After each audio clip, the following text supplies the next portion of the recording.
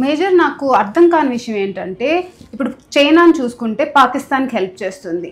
చైనాకు కూడా మనతో బార్డర్ ఇష్యూస్ ఉన్నాయి కాబట్టి సపోర్ట్ చేస్తుంది అనుకున్నాం. అమెరికా సపోర్ట్ చేస్తుందంటే ఓల్డ్ ఫ్రెండ్షిప్ అనుకుందాం. అసలు టర్కీ ఎందుకు సపోర్ట్ చేస్తుంది పాకిస్తాన్కి? There was a empire called Ottoman empire. అవును, రైట్. మీరు మెడివల్ హిస్టరీలో ఒట్టోమన్ ఎంపైర్ గురించి చదువుతారు. టర్కీకి ఒక కళ ఉంది.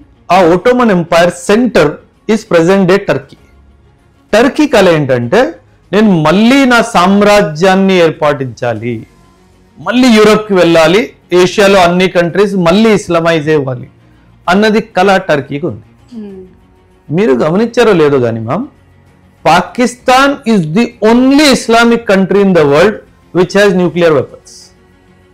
ఇంకే ఇస్లామిక్ కంట్రీ దగ్గర న్యూక్లియర్ వెపన్స్ లేవు.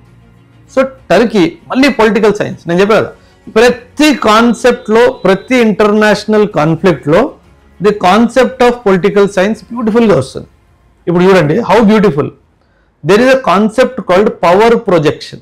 ఇప్పుడు టర్కీ ఏంటంటే నేను ఫ్యూచర్లో ఒట్టోమన్ ఎంపైర్ని ఎస్టాబ్లిష్ చేస్తున్నప్పుడు నాతో పాటు ఒక ఇస్లామిక్ కంట్రీ ఉండాలా, అండ్ ఆ ఇస్లామిక్ కంట్రీ న్యూక్లియర్ పవర్ అయి ఉండాలి. ఓకే.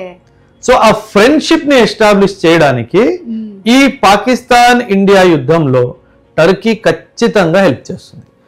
బహుశా ఫ్యూచర్ లో చైనా వెనక్కి వెళ్ళిపోవచ్చు, మీరు అన్నట్టుగా ఓల్డ్ ఫ్రెండ్షిప్ అన్నారు కదా, అమెరికా కూడా వెనక్కి వెళ్ళిపోవచ్చు, కానీ టర్కీ మాత్రం లాస్ట్ మూమెంట్ వరకు ఖచ్చితంగా నిలిచి ఉంటుంది. అండ్ ఒక్కసారి టర్కీ పాకిస్తాన్తో నిలిచింది అనుకోండి, ఫ్యూచర్లో ఎప్పుడైనా టర్కీకి అవసరం వస్తే పాకిస్తాన్ ఖచ్చితంగా నిలిచి ఉంటుంది. So this is called power projection in geopolitics. So this is how subject gets linked with the current affairs.